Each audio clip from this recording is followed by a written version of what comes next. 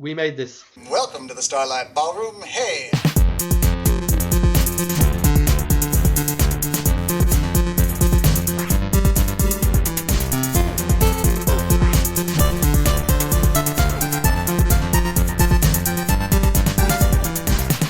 Hello and welcome to Dagger Braggers, the Keith Dagger podcast.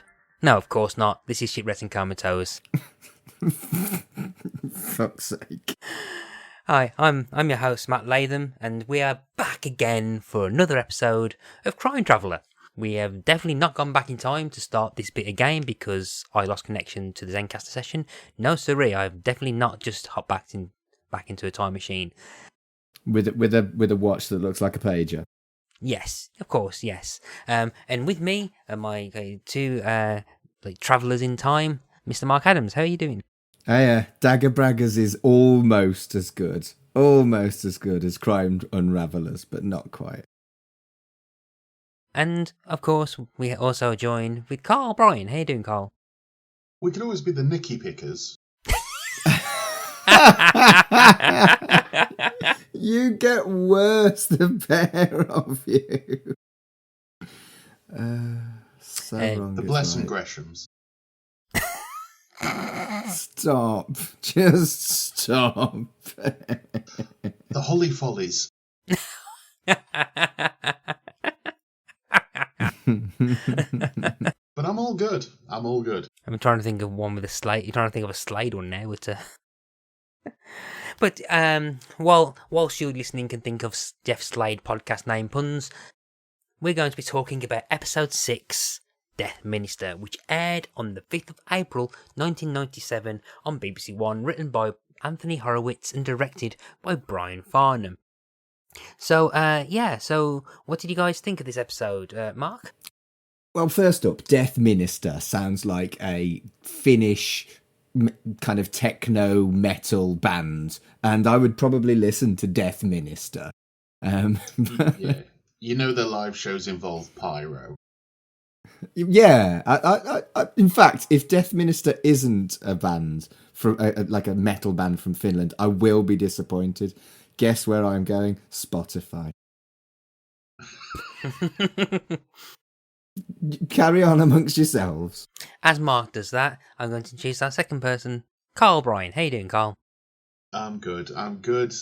This episode, I must admit, I don't remember as well as the other ones. Obviously, it's coming off the trail of my favourite episode of the series so far, which was Sins of the Father. There are good moments in it, but this one doesn't grip me as much as the other ones do. I'm not in a full state of grippedness for this one, but it's still an enjoyable episode. But there are elements to it I want to be like, oh, okay, but yeah, it's still good. So, looking on Spotify, there isn't a band called Death Minister. There is, however, one called Goth Minister, and there's a song called Minister of Death by Vicious Attack. Wow. I want to listen to Goth Minister and Minister of Death by Vicious Attack. They're one of those bands that do children's songs on xylophones, aren't they? Yeah, I'm sure. Wow, the front cover for Minister of Death is it's a demon with a battle axe and big wings, and he looks very happy, and he's on fire. I need to have a quick Google of this. Well, search this myself. Well, if the demon's on fire now, it's combating the price increases of the heating these days. Oh, a little bit of politics there. Oh, wow. Oh, dear. I'm sorry, right. I've derailed us so badly and I'd so like to see quickly. Other podcasts do political commentary using the album covers of a band called Vicious Attack. That's why you subscribe to this one. It's not the dwarf stuff. It's the ridiculous political commentary that we have going on during this. That's why Tony pays us the big bucks.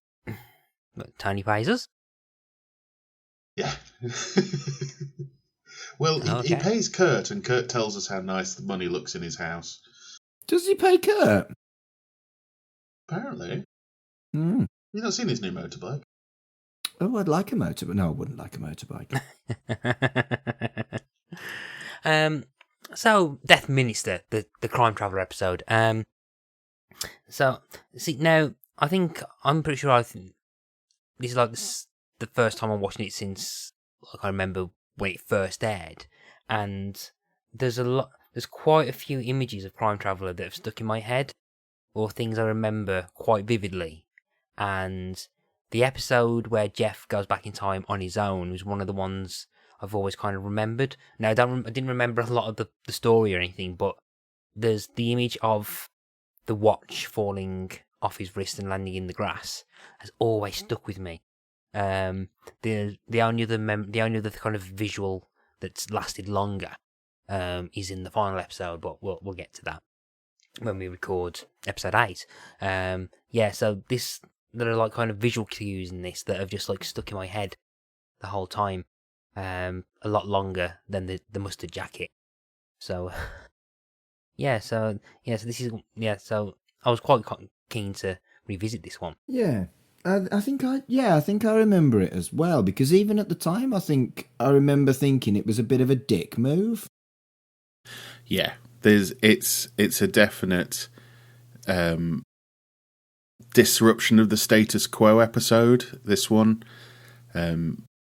Anybody who's done writing knows about the timeline of equilibrium, then something disrupts the equilibrium and then it levels out again, but there are changes. This is the disruption to the equilibrium for the series, I feel. And yeah, it's done in a very interesting way.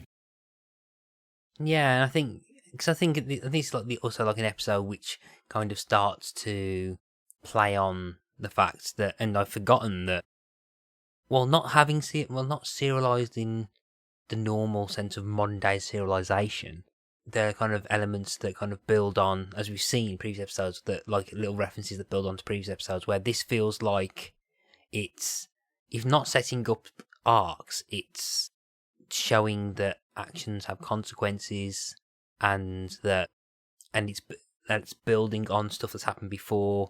It's like, so if you've got an idea of how Crime Traveller episodes work, they're kind of disrupting the usual formula that we've had the Holly goes back on her own episode. It was about time we had a Jeff goes back on his own episode, but I think it does it in a slightly more interesting and slightly more entertaining way than that. Yeah, it's an interesting one, because it's almost that thing of, can Jeff go back on his own? Does he know how to go back on his own?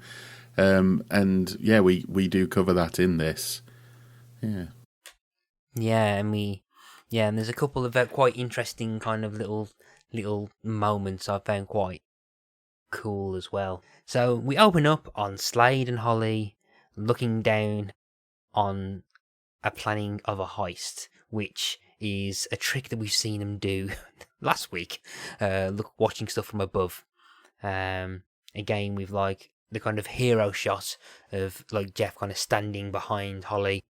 Yeah, it's the Batman and Robin staring into the distance shot, isn't it? It's yeah. But did you two notice what's missing from this shot? No. A cat. Not the cat. What's distinctly not there in this shot? The jacket's not there.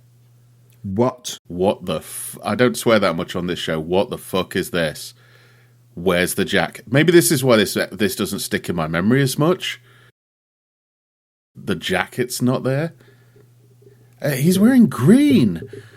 Well, dark colours anyway, so they must have learned from last time. Well, they didn't learn because they didn't get caught, but yeah, they must have realised we can't wear our usual kind of bright coloured ensemble. Yeah, it's maybe they were thinking like, right, when the action figures come out, we need some alternate outfits for them. Wow. You know, I can believe that level of cynicism. You know. Yeah, so I mean, it's like when the Shipwrecked and Comatose the figures come out. You know, Mark's going to have like a few different outfits. You know, there's going to be a little cat that comes with it. You know, A little plastic. there's going to be. Yeah, there's going to be a little plastic Pasha. There's going to be a matte one, and then there's going to be a Hob outfit, and then Fuck's sake! No, you're going to be able to Hob's change have his own- Colin's beard to like different lengths. And Kurt's just going to be dressed up as Wanda from WandaVision. Kurt's is going to have little cans of Monster. Which is a joke only the people who've seen the video of this get.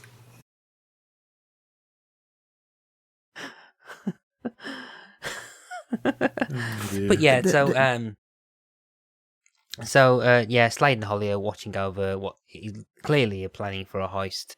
They're kind of whispering everything. Someone says time is everything, in a sinister way. And then we cut to Holly's apartment, where Jeff is rocking what is now a very dark brown jacket with like very boring.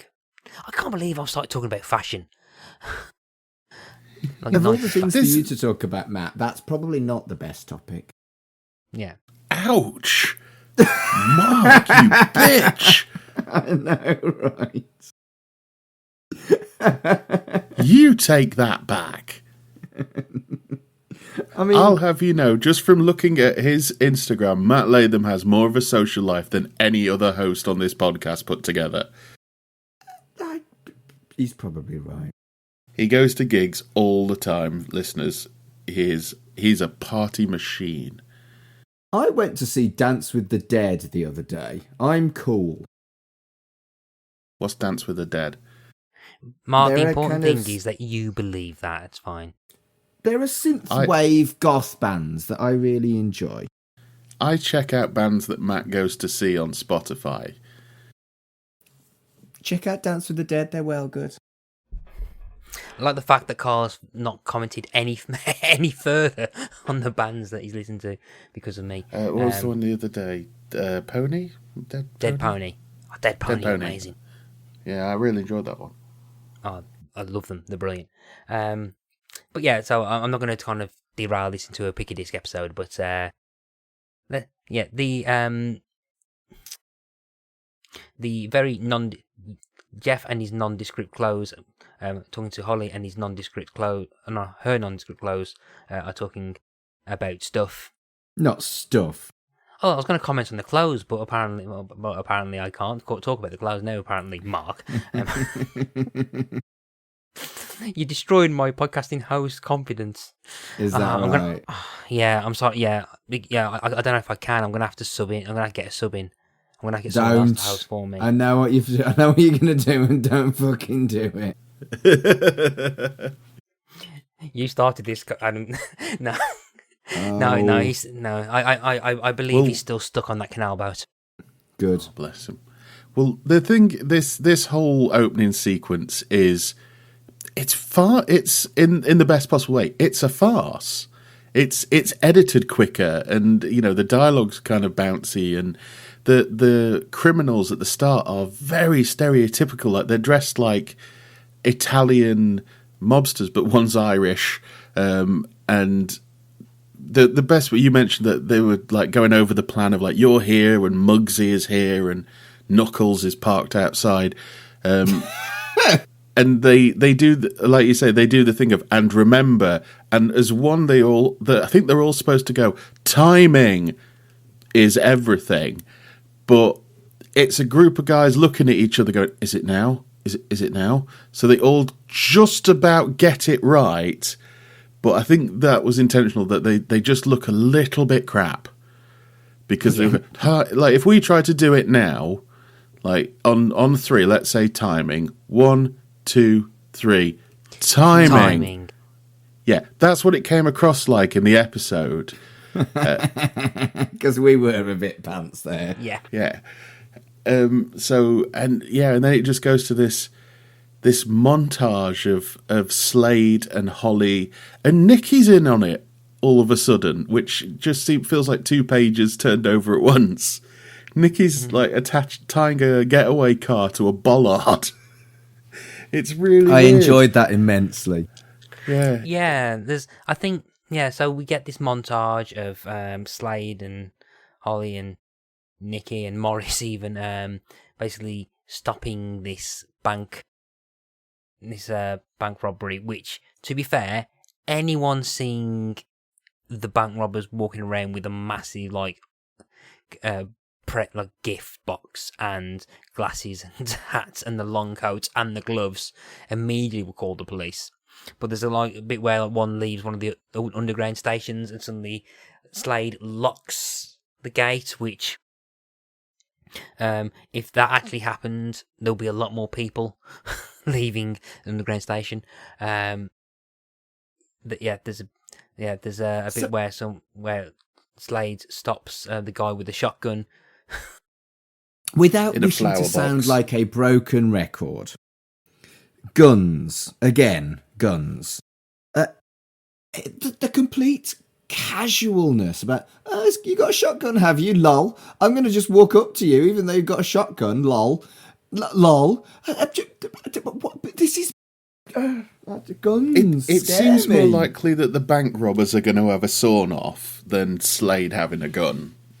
The thing that gets me about this is when he foils them, like he's taken the flower box with the gun in it, and he knocks a gun out of one of the other robbers' hands, but he's still got the shotgun in the flower box, and it goes off. And he looks at it like, oh, it's a real shotgun. It's like, yeah, Jeff, there's consequences here. That's a shotgun. You've broken a window. I just find the whole gun thing, it's so casual. It's like, guns, lol. But it's the 90s, Mark. Come on. Everyone had guns. It was all Guns and Channel 5. Guns and Channel 5, the name of Carl's new podcast, coming soon on the We Made This Podcast Network. But yeah, but I quite like the but at least I quite like when Slade basically hits the butt of the gun through the flower box, and the gun goes off, and it's just the fact that like Michael French somehow just like plays it like, what's going off, and just takes his glasses off and looks down thinking, wait, what? As if he didn't realise there was a shotgun in that he's just shot himself. But I think again, like as we said, as Mark pointed out at the start of the last episode, it's character re-establishment, I think, where you get a rough idea. But here we've got a more almost the start of episode 1 style character establishment of Slade as a character, like almost being kind of a bit too cavalier, and not fully thinking things through, which I think is the theme of the episode. Yeah, it kind of ties in with that whole thing of it's become a game to Slade. Because he's time traveling now, he knows exactly what's going to happen, and this, that, and the other. So it's almost not real to him. And then this shotgun goes off, and he's like, "Oh yeah, it's a gun, isn't it?" You know, it's that thing of, oh, it's not a game. It's not all fun of me finding out how to do things and being like everybody's top detective. Because look how great I am, and Morris is stupid and give us a snog, Holly, and all that kind of thing. There's actual consequences. And I feel like Nikki's a little naughtier than usual as well, with the kind of lol, put a trap on the car. Yeah. He's been raised Slade too much. Yeah, that's the thing. It really feels like he's been brought in as part of the gang, but we've missed that episode. Yeah. In that Nikki's just gone, bugger it, yeah. Like, I am so sad that we don't get a Nikki Goes Time Travelling episode. Who would you prefer, Nikki or Danny, to go time travelling? Oh, Morris. They'd probably do a Morris episode with him being like refusing to believe that it happened, kind of thing, getting a bump on the head or something. Yeah, or something goes wrong and he's accidentally gone back in time and they have to try and get him back without him knowing, or something like that. That's what I mean. If they ever wanted to write him out, because if they were at, ratings are down, we need to kill someone off. Something they could have done was Morris goes back in time, is completely incompetent, and gets stuck in the loop of infinity. Mm-hmm. Where it's kind of funny, but also kind of sad. And like, how do we write him out? We don't want to kill him, so let's stick him in an infinity loop. Then, if he does want to come back, we could bring him back out of it and just have Morris be this hardened time warrior. Morris, like Snake Plissken, with an eye patch. Yeah. What happened to you? It's just been tough. So Yep, the getaway car gets stuck after being hooked on by Nikki to a bollard, and we cut to a press conference that Grisham is undertaking, saying that they've caught a gang called the Apostles, and there was only one shot fired. And as she walks off, the reporters keep asking her questions like, how did she know, who got the tip off, did they get conformer, blah blah blah blah blah, which she doesn't really answer. We then cut to Grisham and Morris, where Grisham is like saying, "How the bloody hell does Slade know everything?" And Slade know everything, and there's a nice little exchange where Morris goes, "It's a mystery, Chief," and Grisham just looks at him and goes, "Thank you, very helpful." I felt bad there because you get the feeling that Morris really thinks they're bonding. It's just he feels like he's finally hit that connection with his boss, and it's just gone to pap.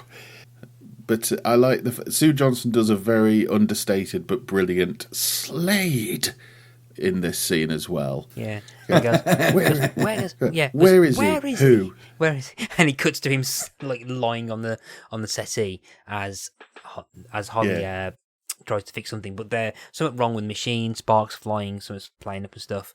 And Holly brings up a very quite interesting point, and I think probably at the right point of this series actually, for her to actually start asking this and saying that that Slade's got a dependence on the machine, and that like anything that happens, and the guy's like anything, like someone steals a chocolate bar from a local branch of Woolworth, and the thing that I put was there, where's the bloody plural, Woolworth?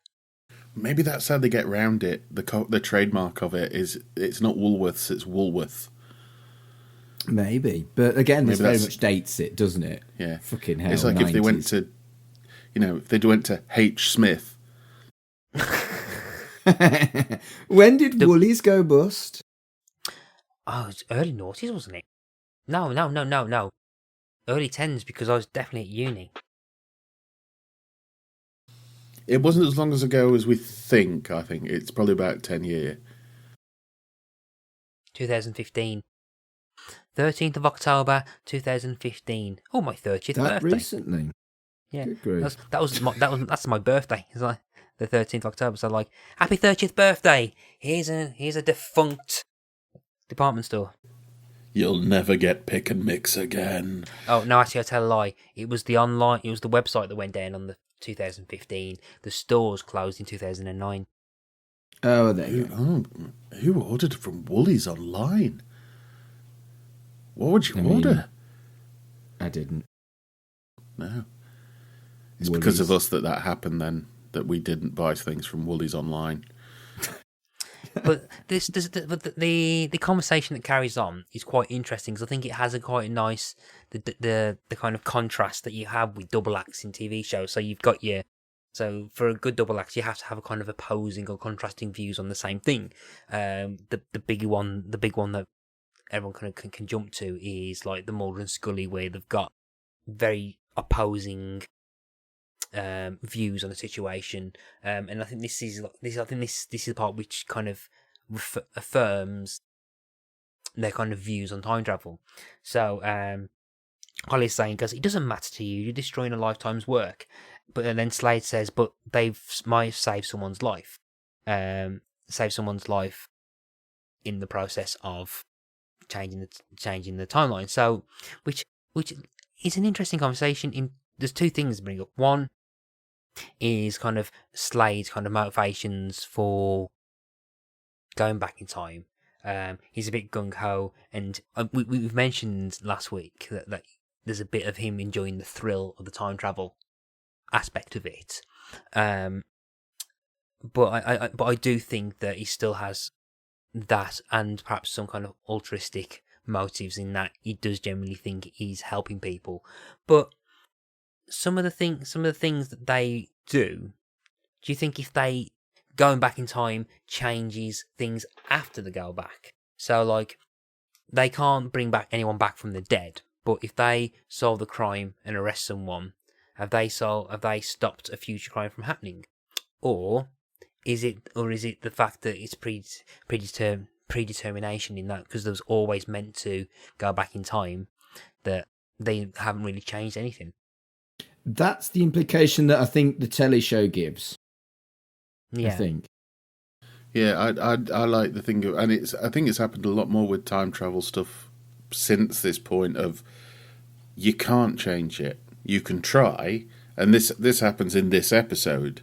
You can try and change it, but time will always bite back, and you can't beat time. I think is the general gist I think I get from this show anyway.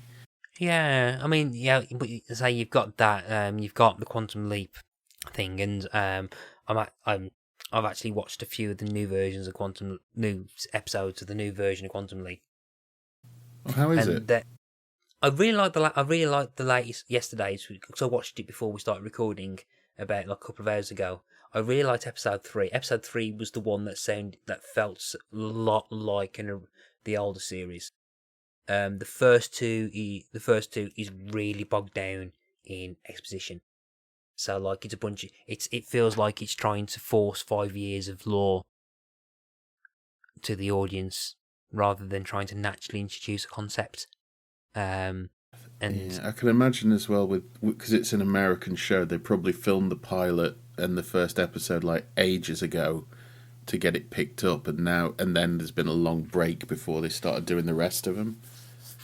Yeah, and there's and I don't know how I feel about the focus on the Project Quantum Leap stuff yet. There's some good ideas, but I think they jumped the gun far too early with a few reveals. But they have the same actress who played Beth in the original in it, so. Oh, cool. Yeah. Anyway, I'm going to end up talking about the version of Quantum Leap. I will be here for about an hour. But yeah, so you got the Quantum Leap version of kind of that time can change. And then but I think with Doctor Who, kind of has the fixed points in time aspects, so it kind of has both. I think. Yeah. I think Who says that only certain things are fixed points in time. Because is it the Waters of Mars which has, is it the death of the astronaut, which is a massive impact in the future of humanity, which he tries to change. Yes. But then the argument for that, though, in that episode, it's the decision of the person meant to die to fix things. So technically that could have changed if she stayed alive. But anyway, this isn't a Doctor Who podcast. You can listen to the TARDIS crew. TARDIS crew is great. Oh, definitely, yeah, if you're a Doctor Who fan, go and listen to that. Yeah, but I think again we might end up getting derailed on a massive tangent, which probably won't have time for because I'm keeping an eye on the time and we're 10 o'clock. It's 10 p.m. already. But the kind of the chat with the chat of that and Slade's kind of like saying that he saved someone's life. I think there's an element of both in terms of him really enjoying the thrill of kind of time traveling and the fact that he gets a toy or there's a way that he can solve crimes and stop the baddie in a unique way. And I think he enjoys that. And I think, considering of what we've seen of Slade so far, he's a bit of a showman anyway, bit of a cavalier, and I think he kind of gets off a bit on that aspect of it. And I don't know whether. And do you think that is slightly higher than the helping of people, or do you think he kind of? I think we've seen in previous episodes that eventually he's reminded afterwards, after the initial thrill, that he's there to help people. Yeah, he does seem to very easily get caught up in all of it. And yeah, it does play on the ego. It's just like, I'm now an amazing copper because of this time machine, you know. I've made arrests left, right, and centre. I've helped so many people, but there is that feeling that is a bit of ego first.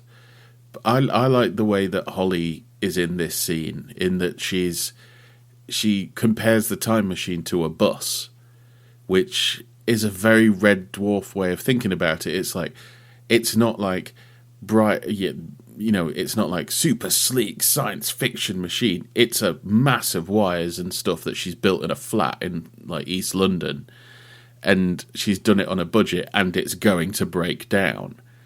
So whereas like Jeff thinks he's it's like, you know, Jeff thinks he's in Star Trek, And Holly is bringing him back down to, like, no, someone's actually got to fix this thing when it's broken and we're overusing it.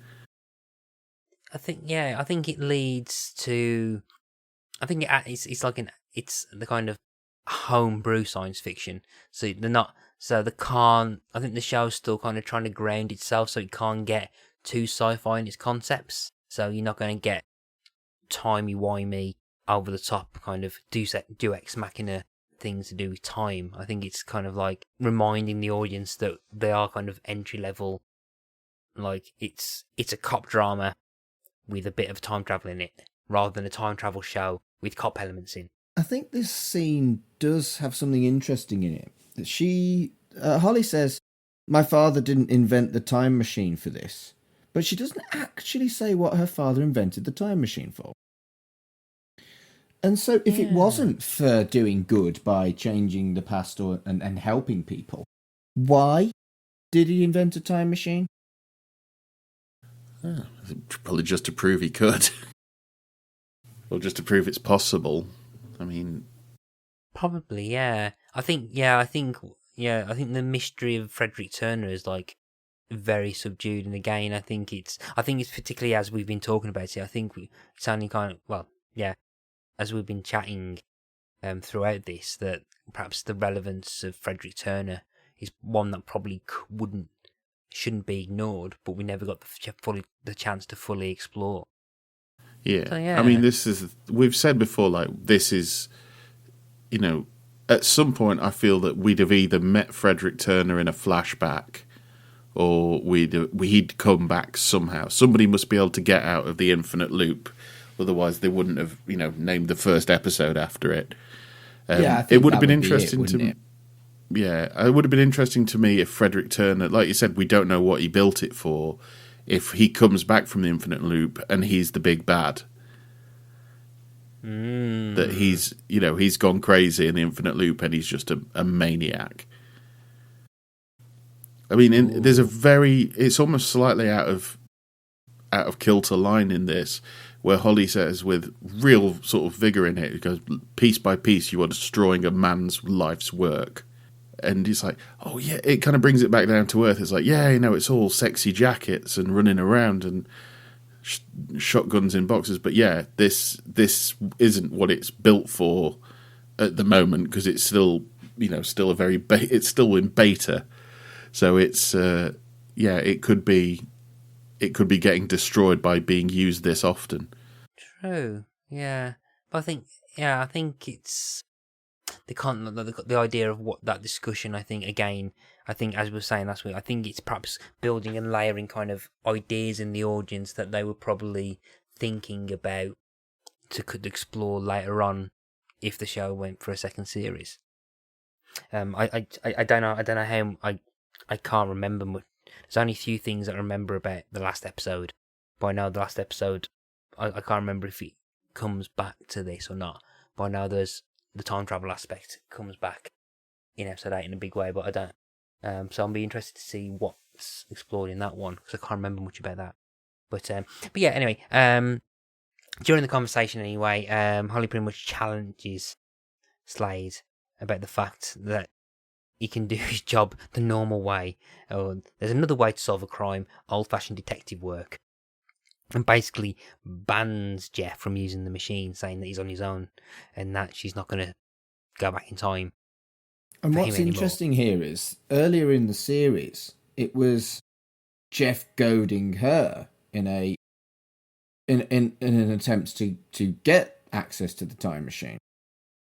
So I like that. I like that a lot. Yeah, I think she's no longer falling for his charm a bit more. So yeah, not falling for the old-fashioned lines.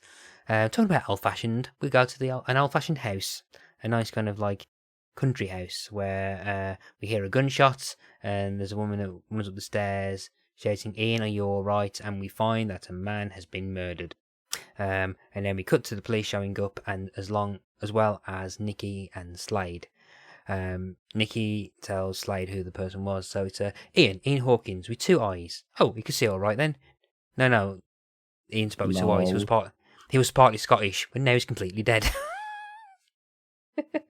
The complete and utter just blasé attitude. Someone's fucking dead. I mean, he might be a Tory, but still, it's just so kind of cavalier and lol, bloke died.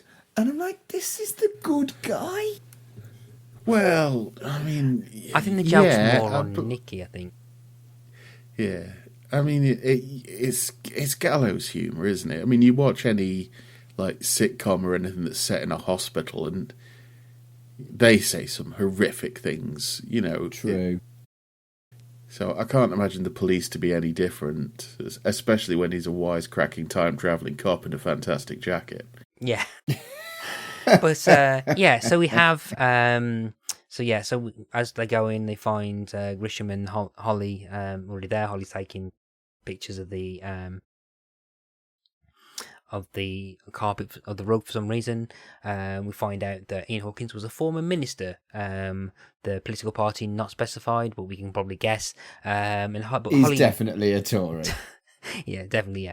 But what I find quite interesting was that as well is that Holly moans that he was against single mothers and would wanted to have them deported. And in my notes, I'd written, "So what would Holly Turner make of Priti Patel?" Matthew Latham. Little bit of politics. Yeah, we don't get too political on this show, do we? Oh no. But no, I do find that quite good. What I found quite interesting is that the humanitarian side of it is like Grisham says that politics are not of their concern. A man has been killed, and they need to find the person who killed them. I just find it quite interesting. This is a very rare moment that we see the political allegiances of Holly as a character for a show that's not really had any kind of political leanings apart from the fact. Well, no, I'm pretty sure I made the crack that the family in the first episode were a bunch of Tories, but yeah, we got Socialist Turner or Citizen Turner. Was this during proper Labour, things can only get better sort of era? This was before. I think this was on the dying days of the Conservative Party. So I can't remember when the general election was in '97. Yeah, and she's wearing red, so of course, you know, Slade's wearing yellow. Liberal Democrats. Right. So no. Okay. So the it was the 1st of May. So this was still. Yeah. So yeah, this was still in the Conservative rule at this point. So I think this was on the verge of. It probably would have been recorded just before kind of push for New Labour and all this kind of stuff. So it was before the general election. So, but I think but at this point we was very much in near the end of John Major's time as the Conservative leader. So it probably was kind of the signs at the end of Tory rule. So that was your BuzzFeed quiz of what political party does your crime traveller character say about you? Wow. Can you even access quizzes like that anymore after Java was killed? Oh God, yeah. Yeah, HTML5. Oh, you can, okay. Yeah, HTML5. I had to install Java for something the other day. Was it a quiz like that? No, it was for a downloader thing for work. That would no, yeah. The Java runtime environment's used for a load of things. A lot of things won't run without it. Do you remember Newsgrounds? No. Yeah, Newsgrounds was it was loads of Flash things. Yeah, there's Or a lot Newgrounds. Stuff like was it Newgrounds?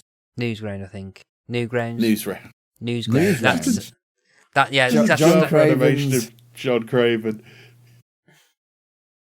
That's the but that's all kind of stuff that had I can't pronounce his surname, but I know his screen name's Lemon Demon.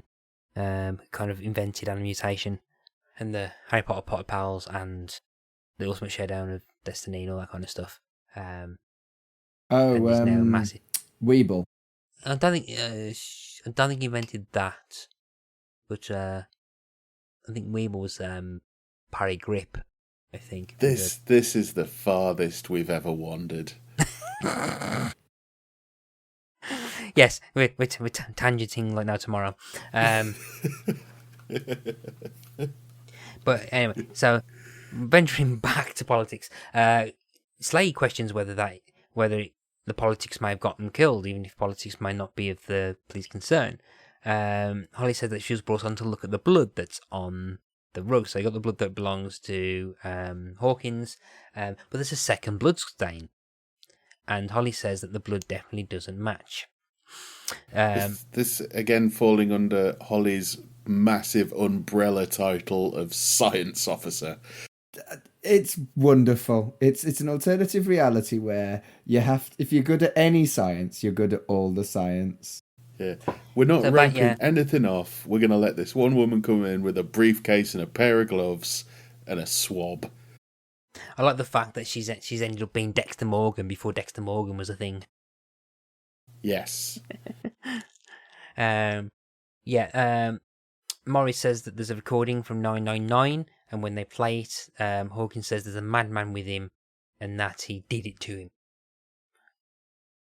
So immediately, as we said last week, the sign, we're trying to figure out, oh, hang on, what's happening here? Could these be any of our two main characters? Blah, blah, blah, blah, blah, blah. It says the police were already on the way, and that they saw someone run away, but didn't see who it was. Again, that's the biggest. This is the biggest. This was Slade foreshadowing ever. Yeah, huge. This was Slade vibe. I didn't feel what the voicemail message where it's like, "There's a madman here with me. He's here with me now." I didn't actually go, "Oh, that's Slade." But when they said, "Yeah, the window cleaner was running away," and no one seems to be able to describe him, it's like Slade, absolutely Slade. Yeah, because that's the catering staff from the first episode all over again. They also say there was a ladder outside as well that was left there. Grisham says she wants this solved fast, as it's a very high-profile case. And as they leave, Grisham talks to Morris and says that she wants Morris to keep an eye on Slade and find out how he keeps getting these miracle results. And here we have Morris's time to shine. What I like about this subplot is that the jealousy and the kind of watching a successful colleague, that's so understandable. I mean, maybe not deliberately trying to screw them over, but if you see someone doing better than you at your job, it sucks, and no wonder that Morris wants to get involved. Yeah, I like the fact that she went to Morris, because she can't go to Nicky because Nicky's already been indoctrinated. He's putting ropes around cars and tying them to bollards. He's already part of the travelling gang without doing the time travelling. So yeah, you've got to go to Morris. Yeah, definitely. I really like how this subplot unfolds, and but we'll get to that as we get to it. So Hawkins' wife is being interviewed and says, "Oh, he had many enemies." Nikki comments on her pottery, and she says that she has a hobby doing it, and offers Nikki one of them. This is a sad bit for me, because Nikki seems genuinely thrilled to have this thing, which even I'm watching it back now as we're recording, even I can't really work out what it is that he's got, apart from it's red and blue. Like a very, very thin vase, I think. Yeah, but then it's kind of revealed that he doesn't really want it, and he tries to give it to Slade. It's like, oh, Nikki, I thought you were so pure and wholesome. Yeah, he's been corrupted. Yeah, it's the Morris. They comment on the window cleaner as well, saying, "Oh, the window cleaner arrives every week at 10 o'clock sharp. It has to be 10 o'clock sharp."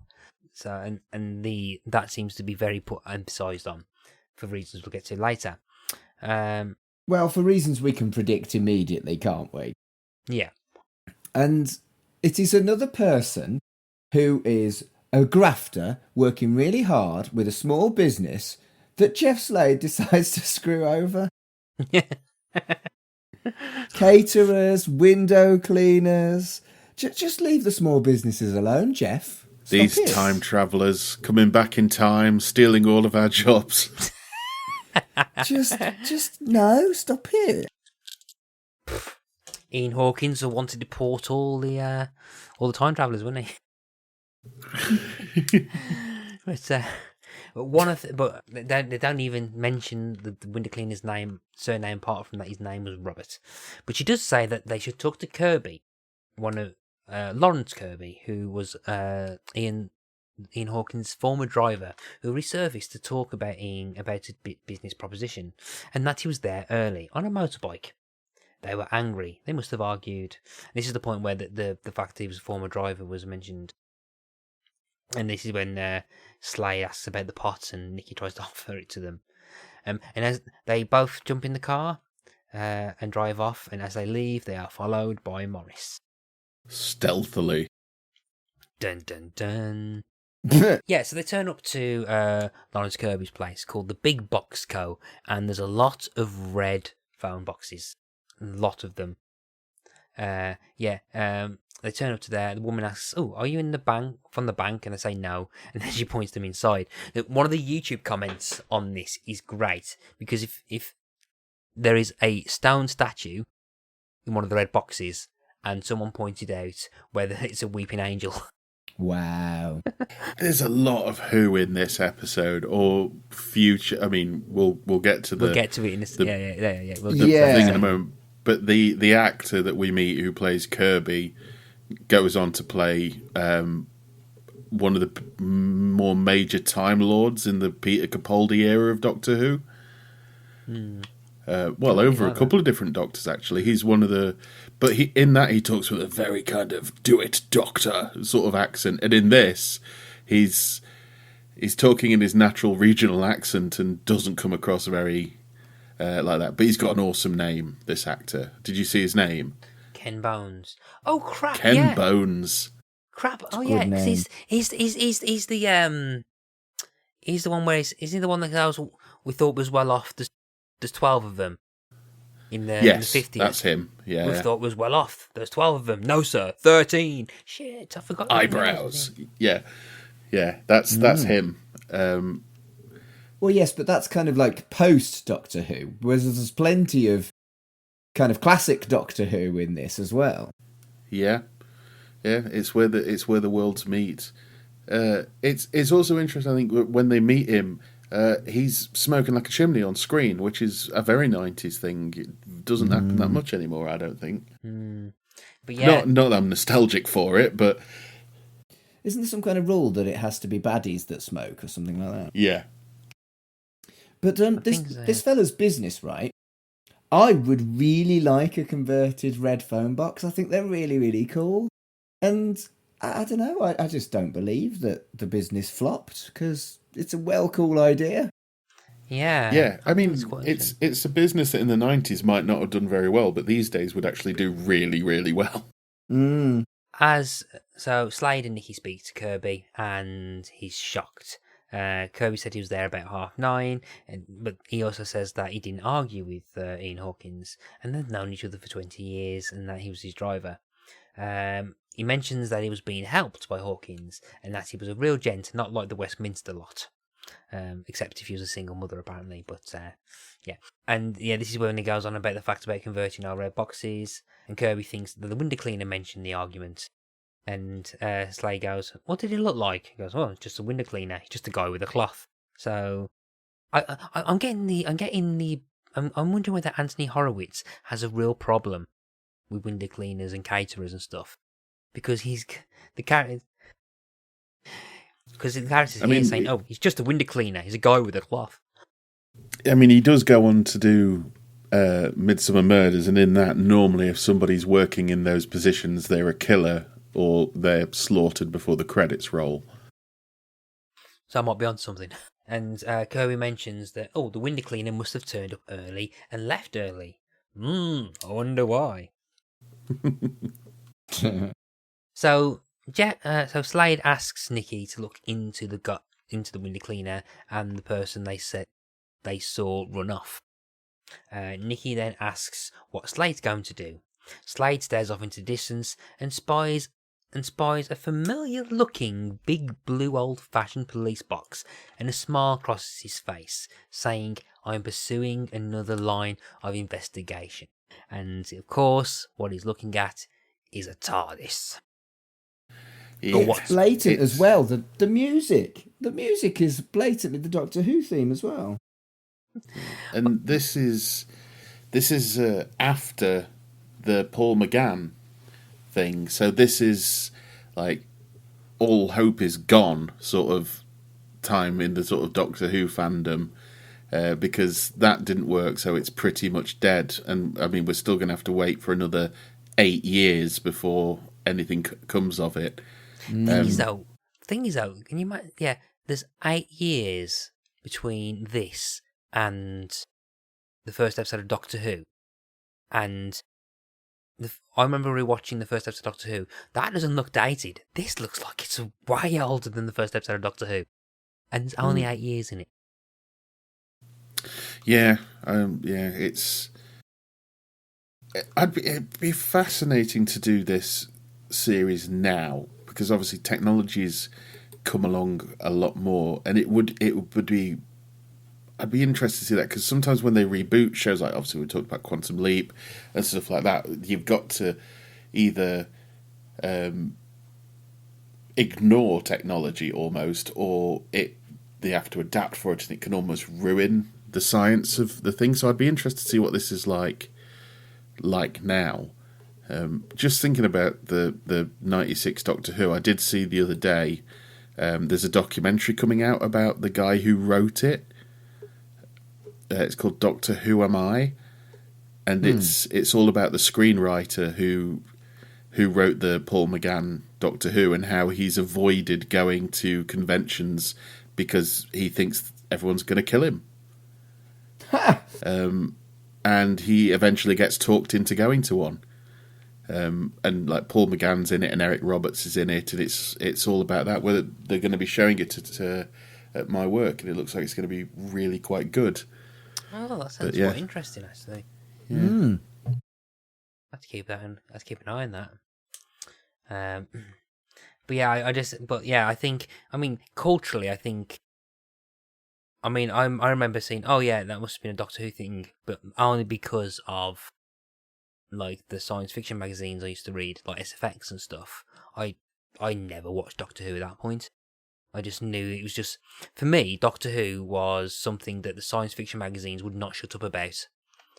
and was robbing SFX of more stuff about Buffy. Yeah, for me it was. I remember seeing Survival when it happened, which was the last one of the Sylvester McCoy era. But for the most part, Doctor Who was a television show that was spoken about like it happened a long, long time ago. Or to me, anyway, when I was a kid, it's like, oh, it's a show from like years and years ago. And then, but I remember when the Paul McGann thing came out, being excited because this would be like a fresh starting off point.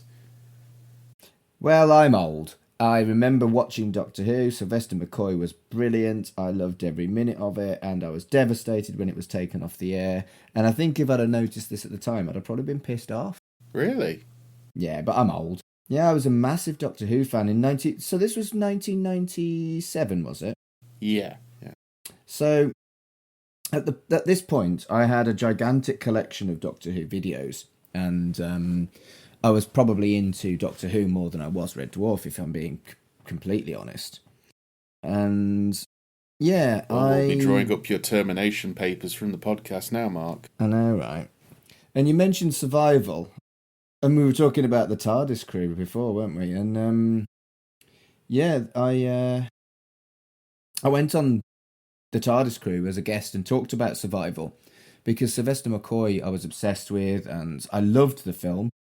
Objectively now I can see its flaws, but I loved the film at the time, and when it flopped I was devastated because Doctor Who was my program, and I remember vividly taking a gigantic box of Doctor Who videotapes to university in 1997, and I think I probably was pissed off when I saw this, or maybe I didn't see this episode. Yeah, I think it's actually kind of like a loving reference that you see. Well, yes, I agree, but it's still the BBC referencing something that they cut that I want. Yes. Felt rude. I don't think it's the BBC deliberately doing it. I think it was Anthony Horowitz probably like referencing something he enjoyed as a child more That's than probably anything. true. More than BBC going, "Fuck you, people.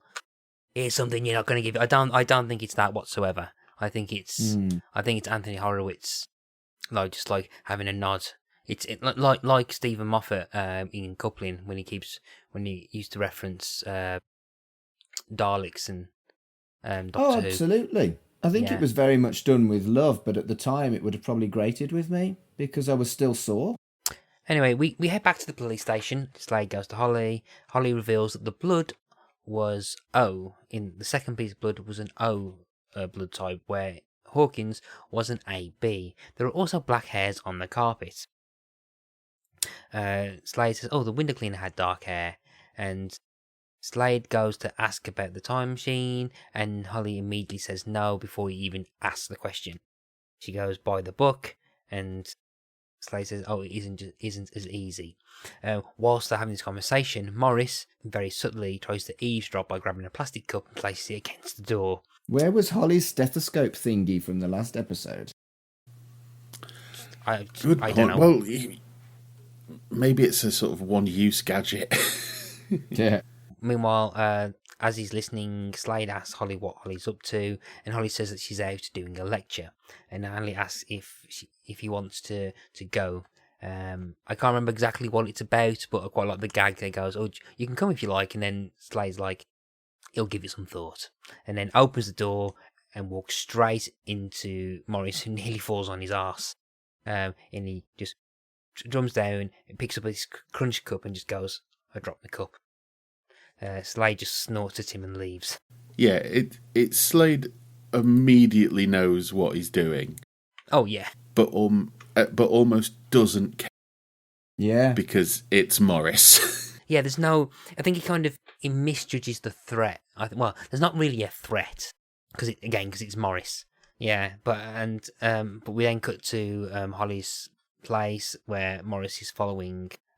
Slade passes Danny, and Danny says that Holly's out, and Slade says, "Oh, I'm helping with the TV to help with the contrast," which is the world's worst excuse ever. Yeah, and it's if anything, I am pretty sure between the two of them, Holly will be helping Slade on how to turn on a telly, let alone. Has Slade got a telly in his flat? I don't think he does. He's off grid, Mark. He doesn't read the papers. He hasn't got a telly. It's just solving crimes and ping pong. It's probably does the Fox Mulder thing and sleeps on the settee most of the time.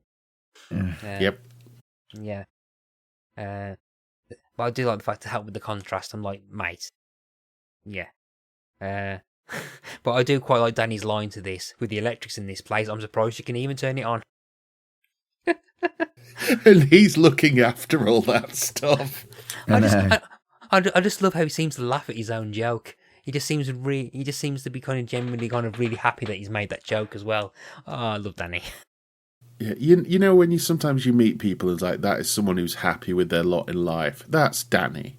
Yeah. You know, he's doing what he wants. He enjoys it.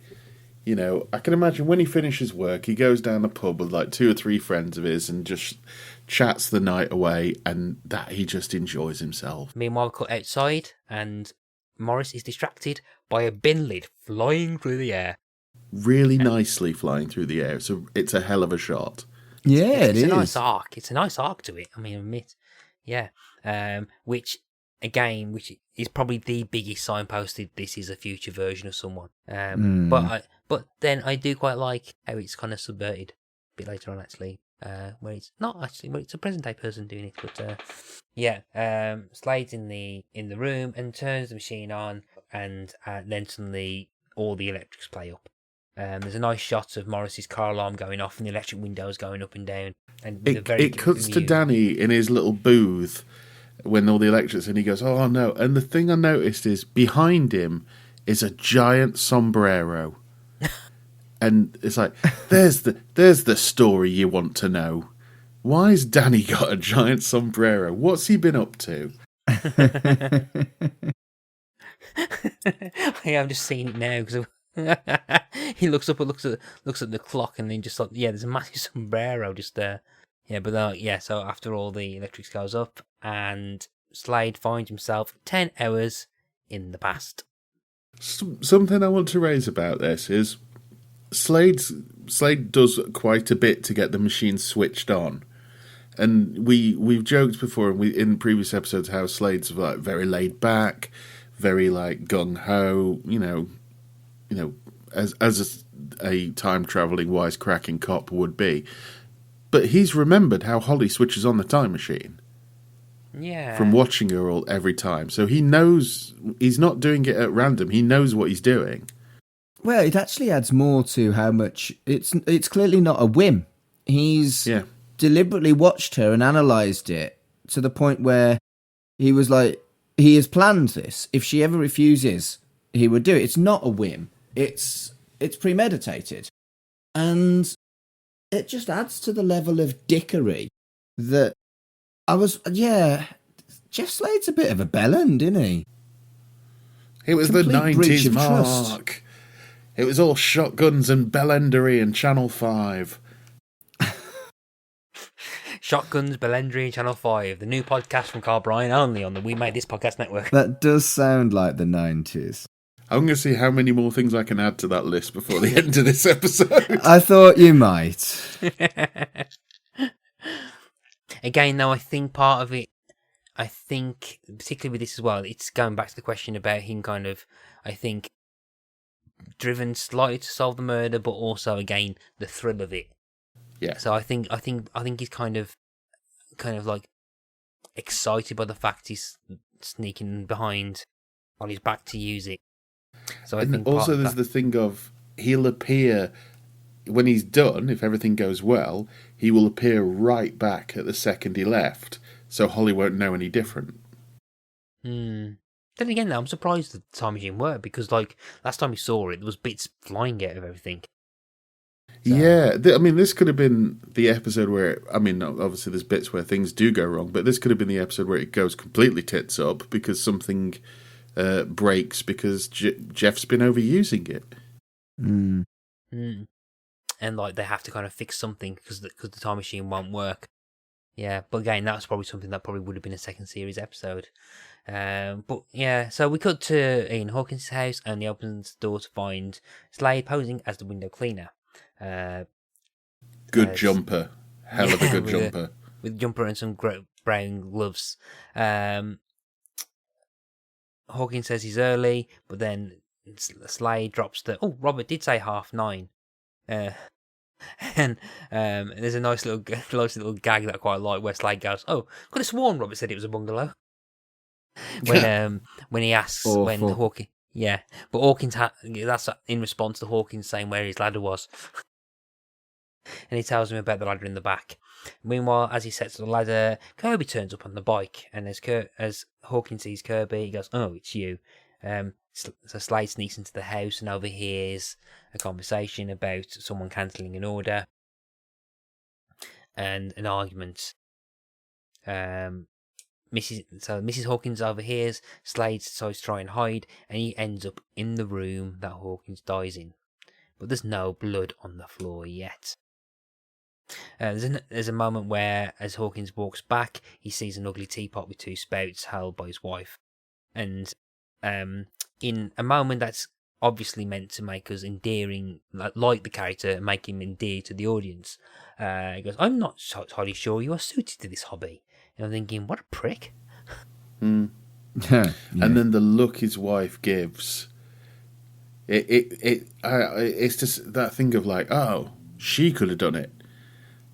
Also, that teapot is awesome. It's a large teapot that's got two spouts sticking out the front, kind of like Madonna's bra in the 90s. Maybe that's what it was inspired by. Absolutely. But if you want to pour two cups of tea at once, like for Mark, obviously that'd be the one he's about to drink, and then one to chain binge after. I do like tea. Just think about it, Mark. Back-to-back teas. Back-to-back I do like tea. But yeah, so Hawkins goes into the office and he's confronted by Slade, and Slade tells him he's a police officer and there's a threat to his life. Hawkins interestingly mentions if it's about Kirby, but then asks a few more questions, to which Slade tries to warn Hawkins that he will be killed, and then talks about the time machine. Meanwhile, as this happens, we see that the window cleaner starts to drive up, and also that a figure has gone into the house with a blue leather jacket and gloves, because all the killers have gloves in this series, closes the door in the room that Mrs. H is in. In a scene that I found extremely interesting briefly, the Slade says that Hawkins doesn't have to believe him, but he needs to know that he's in danger, to which Hawkins, and this generally floored me for a second, goes, "Oh, I do believe you." And then he starts talking that he said that he's heard of a Frederick Turner whilst he was an undersecretary at the Ministry of Science, and about stuff about it, and about stuff about his time travel stuff. And I was like, oh, okay, this is interesting. And annoyingly, I think it gets slightly undercut when he says he hears something and then hits Slade around the head with a lamp, which is why he was injected with a syringe rather than hit with a lamp. Last episode, Mark. Right. But there's that. But I found that quite fascinating. Yeah. And I don't know whether, I mean, okay, they had to kind of escalate drama because Hawkins was about to be dead anyway. But that moment where he says, "Oh, I do believe you," and people in the government had heard of Frederick Turner, I found that really interesting. And I'm like, Yeah, yeah. And again, I'm wondering whether this might have been set up for stuff in future episodes, that there's a lot more people that know about Frederick Turner than perhaps we're led to believe, because we had Jack Slade last week say, "Oh, I recognise that book." And so I've got a feeling that Frederick Turner's a lot more famous or more well known than we perhaps are led to believe. So he's not just a kind of strange quack who created a time machine on his own, but that there are people that have either had an interest or are aware of his stuff for ages. And it does feel like it's a little more sophisticated than you might think on the first watch, because I think stuff like this is definitely world building stuff, and I think you're right that it really did have a lot of seeds planted that we never got to see anything done with because it only had the one season. And I think, well, spoilers for the future two episodes, I think there's probably more than one other time machine around as well. I think you would have seen 3, 4, 5 different time travelers, and yeah, it's a real shame that we only got 8 episodes of this, because they clearly wanted to very much establish and build a large world with a lot of stuff going on behind in the background. Yeah, the performance as well of this actor when he's doing I believe you, I know this, and then obviously he's very convincing, and then he hits Slade. Initial watch when he's on the phone after that, going, "Oh, there's a madman here," which is the message we hear at the beginning of the episode. You almost wonder, is he saying there's a madman here because he didn't mean any of that? Or is he saying there's a madman here because it's like, oh shit, this guy knows about Frederick Turner, we need to cover that up by saying Slade's a madman? See, the way I got it was like, I believe you, and I'm thinking, oh, okay, he's going to phone about someone else. That's the initial thought I had. But then I think you're kind of right that I'm wondering whether it's just him kind of covering up what he might know about time travel in that. But I generally really like that moment. I was like, it kind of, I mean, I didn't remember it from the first time, because I think I think I was 11 when this aired, so when I watched it. So I don't think I wasn't old enough to kind of appreciate the subtlety of that. But no, I think it's really it's one of the more interesting parts of the episode, I thought, and the series as a whole. And it's like, oh man, I really wish there was perhaps more we could have delved into that. But Also, the thing that gets me about this is Slade's obviously been using the time machine to go back, solve crimes, this, that, and the other with Holly. This first time he's gone back on his own, his master plan is to just tell them everything. yes. Just immediately, just go for, I'm a time traveller. I've come back to help you. It's like, even Slade must realise that is a bonkers plan. It works with Touched by an Angel, which is crazy, but yeah, where basically like you have a whole episode which builds like an episode of either Early Edition or Quantum Leap, and then basically the Deus Machina at the end is the main character going, oh yes, I'm an angel. Oh, okay. I'm changed. And that's it. I'm like, oh, okay. And I mean, I only watched about 3 episodes of the show, but they all ended like that. And I'm like, okay, I'm pretty sure they all do.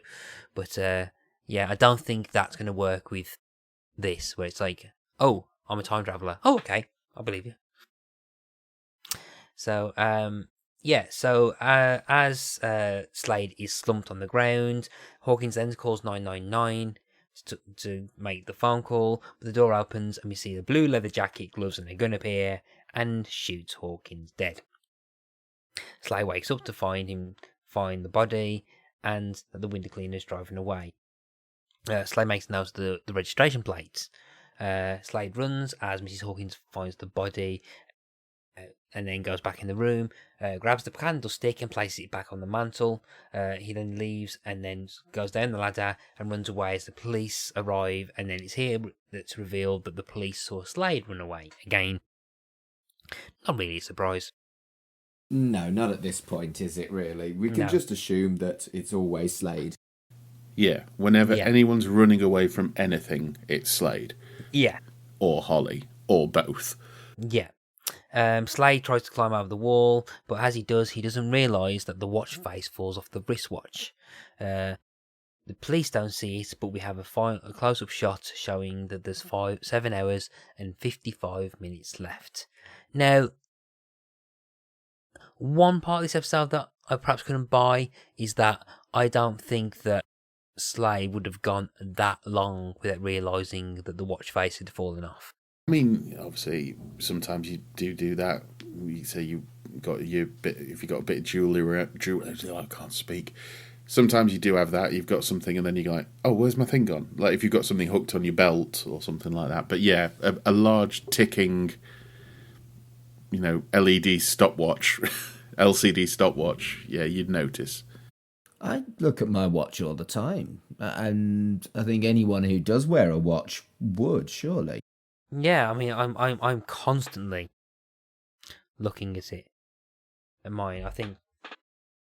Yeah, I generally don't know how Slade would not notice it. I mean, it doesn't seem to be wearing a watch.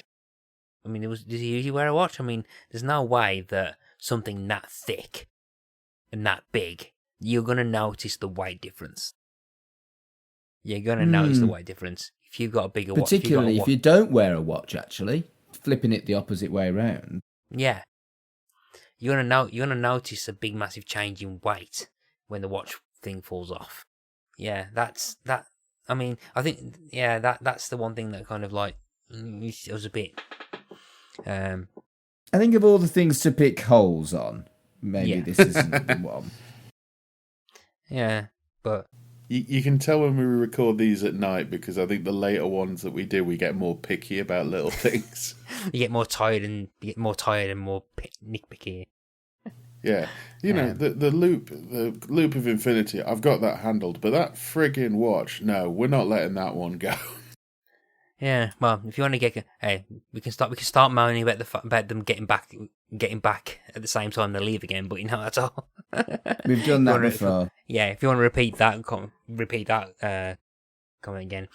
Back at the station, present day. Slade looks up the van. Holly turns up and speaks to him. And Slade tries to act cool, and obviously this being Slade, he does.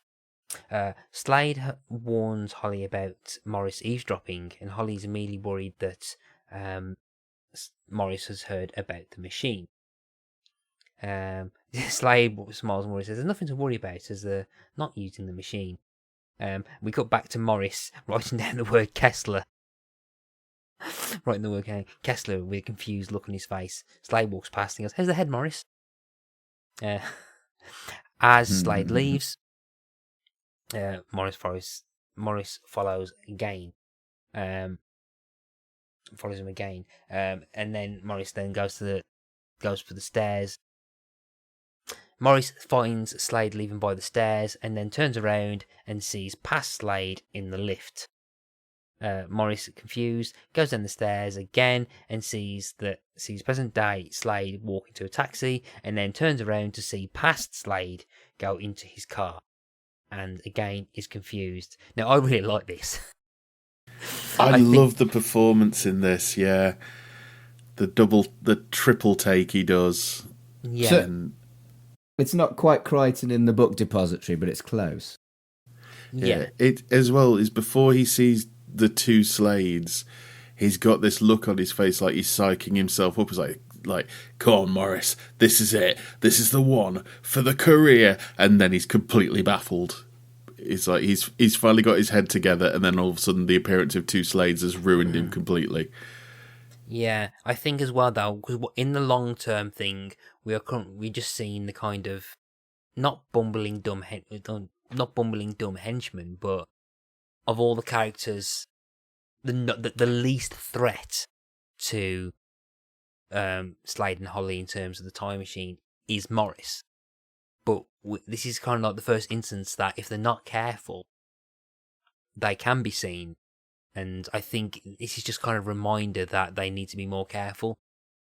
Or Slade, at least, not to be as gung-ho, because he has been seen. Anyone else, Nicky or Grisham, they definitely would have perhaps been seen it as a bit more of a... They would have questioned it more, or at least followed it through more than Morris does. It's that thing of the one who knows the most is the least threat. Like if Nicky, because Nicky probably knows who Holly's dad is, and you know what he's working on, and he would have probably been able to piece it together. Gresham probably would have been able to piece it together. Morris probably doesn't care to think about any of that. So you can give him all the info in the world and he probably still wouldn't put it together until like the last episode. Yeah, but we see. But I find that I just find that as like in the long term things that the decision to have Morris see them first, I just found quite interesting. Nicky goes to see Holly and says that Slade told him to have a look around and follow up on the man the police saw. And he says, "Oh, I found something very, very strange." And then shows Holly what is clearly the watch face that she recognises immediately. And I quite Chloe and it's kind of like immediate kind of reaction to this, going, "What?"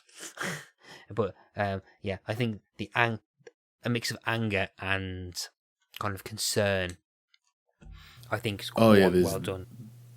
There's out and out fear in there, isn't there? There's that thing you can just see. There's like Slade's took the watch, but overriding that is Slade's not got the watch, and that's the overriding thing because of obviously there's the layer there that her father got stuck in the loop of infinity. That's a spoiler for a future episode, but yeah, it doesn't matter. So spoilers for a future episode. It's happened to her father, and to have another person that she loves, but we don't admit that yet, have that happen to him. It's just too much for her. I think we once again need to just point out how brilliant Chloe Annett's acting is. Yeah. Yeah. Her reactions throughout this series are absolutely fantastic. It's when they cast her and they must have watched the first few episodes of being filmed, they must have gone, "We have nailed this." A question that I was going to ask you to while we looked at the big blue box. Do you think Michael French would have made a good Doctor? Yes. Because I get a lot of Eccleston vibes from Michael French. Yeah, I mean, they essentially have that relationship in this, except it's got more of a romantic bent. Is that, well, it's almost the reverse, really. That Holly's the doctor, and Slade's the companion, but Slade's the one who seems to be leading them into more gung ho adventures, whereas Holly's the So my next question was going to be: is that, and I would you think Chloe Annett would have made a good doctor? Oh, absolutely. More so than Michael French. I don't know now, but my dream casting for a female doctor has always been Keely Hawes. I think Keely Hawes would be she would have been amazing great. doctor. But I think Chloe Annett has got a very kind of similar kind of energy.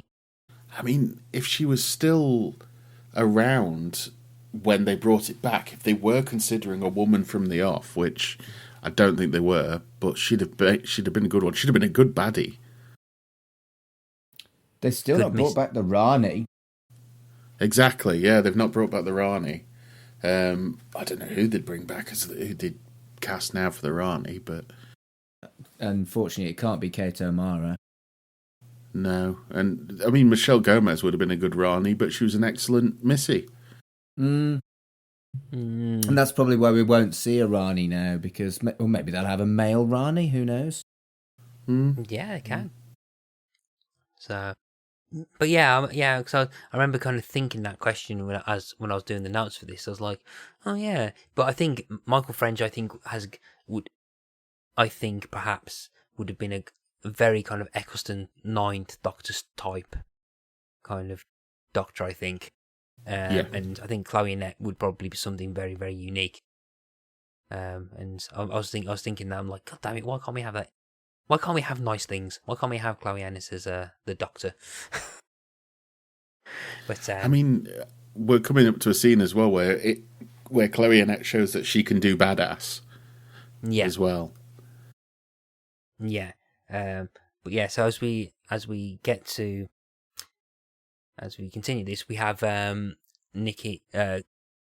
Annett talking to Nikki, and they're going into the computer room to find out where he's going, and they'll find out the last thing he searched for, as well as following up on Lawrence Kirby, and Holly questions why Kirby and Hawkins went into business.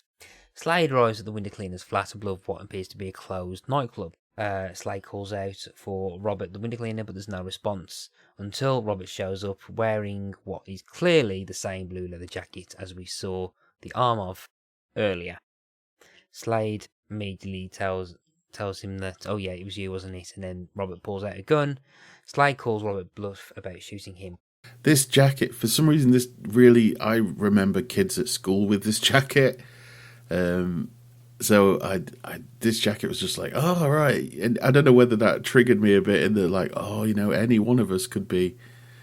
And this actor is obviously he's one of those actors, like, he could be 19, he could be 35. Yeah. I thought he was much older than 19. Yeah. Yeah. Because he's supposed to be, 19, 20? Yeah, I mean, his pops was a lot older than you'd think someone who has a 19-year-old kid. I think he was born out of an affair, wasn't he? So, but we're jumping the gun a bit, aren't we? Yeah. I think the thing that kind of makes this episode not as, I don't know if it's not as memorable for me or what, but I kind of feel like this whole, window cleaner son, who it actually is that's done the murder, kind of falls by the wayside a little bit in the background of the Slade's lost the watch, Holly's incredibly angry, and Morris is chasing after the pair of them. He's almost like the D strand when he should be the A strand of the story. Yeah, that does I'd agree with that. No, yeah. And he's kind of, the reveal of him, it's like, I know it's you, and it's like, well, yeah, because he's the only one left that it could feasibly be. But that gets brought up at the end of the during the episode was like, "Oh, how did you work it out?" And Holly just said, "I figured it out," because it was quite easy to figure out, and we've all figured it out. You know, if it's not Slade and it's not the wife, then it's not Kirby, then it's got to be the window cleaner. I argue the only reason that Holly found that out was because she found the Slade's previous search on that PC, which Slade only got by reading the registration plate in the past. But it's at this point where Slade finally notices that he's not wearing, that the watch face has gone. But as this startles Robert, he shoots Slade. Meanwhile, Holly and Nikki show up at the Kirby's. The one from earlier tells Holly that she's just been fired, and that her name is Monica Cox. She knows of Kirby, and Hawkins putting money into it. I've got no idea what my notes said there. Into the business, I think. I can't remember what my notes were referring to. But at that point, Monica questions the business. So I think the idea is that there was kind of laundering money into this business. And at this point, Kirby drives by, and Holly and Nikki chase after him. And there's a nice bit where it looks like Holly's kind of learned the Slade method of chasing someone.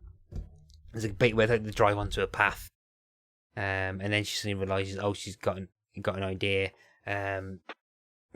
Nikki at one point says she'll put an alert, but Holly says they haven't got time, so Holly decides to try and cut him off, forces him to a garage, and he then skids on the floor injured, and starts interrogating him in what could only be a very Slade influenced way by threatening to lower a car onto him. This is a great scene because it just shows that Holly, if she wants something, will break her own kind of protocols. Nikki also raises the fact that it is a distinct breach of protocol. Nikki. Nikki. Yeah. He's adorable. Yeah. If you're watching the version on YouTube that does have subtitles, because there's a couple of different versions of this, I will screen grab it and send it to Mark and Matt. Because it's been automatically generated, because it's YouTube, Nikki actually, in the subtitles, turns to Holly and says that this is completely contrary to normal penis procedures. Penis procedures, eh? I'm sure it's meant to be police, but yeah. Why have I just suddenly heard someone typing stuff into Google? What are you Googling penis procedures, Mark? I don't need to Google penis procedures, Matthew. He wrote the book on penis procedures. Penis Procedures, the new podcast coming from Carl Bryan on the We Made This podcast now. Stop this. Nobody needs more podcasts. Maybe Carl can have a new podcast, but no one else should be having new podcasts. We've all got enough. Have we, Mark? Have we? I did have a good idea the other day. No. Crime Unravelers. We need to finish this podcast. Yes, as Holly continues to lower the car, Kirby just says it's business. And as Holly continues to apply pressure, I just looked at the YouTube video that I've got, and it's currently frozen on the face of a very angry-looking Chloe Annett, holding the down button, and it's like very freaky. Like see the anger in her eyes. It's but yeah, it's at this point where Kirby then kind of breaks and mentions something about a girl 20 years ago, and that Hawkins had an affair with another woman for 6 years. No, 6 months. 6 months a year. For a period of time with the number 6 in it. Janet, and the name was Janet Mason, but she was dying and she lived in a flat above a nightclub. And Kirby knows something else in the fact that she had a son, and a son called Robert, which of course Is the window clean? Boom! The penny drops for like literally no one. Everyone had already found out. Yeah. Yeah, the audience being... I do like they try and put some suspense by saying his name's Bob. Yes. Initially, it's just like, oh, the son's name was Bob. Oh, Robert. And it's like, yeah, we gathered that. Yeah. Yeah, side note, Carl's just sent us the clip of the penis procedures. And also the clip from Crime Traveller. Lol. So yeah, with not armed with this knowledge, Holly then goes off to try and find Slade. And then we cut back and we see that we find Slade being tied up and bleeding out. And what I quite like about this and the whole following thing is that it's a nice kind of twist on things where Slade's actually the damsel in distress and it's Holly that gets the rescue. And I really like that. Yeah, it shows true friendship and love that Holly's willing to crush someone with a car to rescue Slade. And yeah, he's the damsel and she's rescuing him. But you get the feeling that she could have easily rescued, if needs be, she'd have rescued him at any point throughout the series. Yeah, true. But I quite like that we've got this kind of subverted kind of trope, particularly in like a 90s show where it's the male character who's actually in trouble for once. So Yeah. So yeah, I credit for that. I do really appreciate that. But before that though, so Slade asks why Robert killed Hawkins, and it's like Robert's like, oh, he killed him for what he did to his mum, blah blah blah, etc etc etc. Ignored him, all the kind of typical stuff you probably expect for the motive to be. Slade is trying to appeal to Robert, but Robert's he's panicking. Before this, we cut to Holly trying to find the nightclub, and she's trying to find it with an A to Z. I remember when I first got my car, I bought an A to Z and left it underneath. An A to what? An A to Z. An A to Z. An A to Z. I was going to say, I thought that was where you were going. An A to Z. Ugh, A to Z. Anyway, yeah, I remember buying an A to Z. Z. When I first got my car, and I never used it, just because GPS on the phone suddenly got a lot better. So it felt like a rite of passage, really, didn't it? Buying an A to Z. It's like a thing that a driver owns an A to Z. And yeah, I had one that I never used too. Oh, I used to go on road trips with my friend where he'd be driving and they were always ridiculously large. Where you sort of sat with it spread out, basically in the way of the person driving if you're in the passenger seat, trying to work out where you are and where you're supposed to be going. Oh dear. I think it should be a good idea for me to actually buy an A to Z and put it underneath like my driver's seat, just in case something goes wrong with my phone and I am actually generally lost. So, I have a spare sat nav for that reason, which I know is silly. No. Look at you, Marky Two Sat Navs.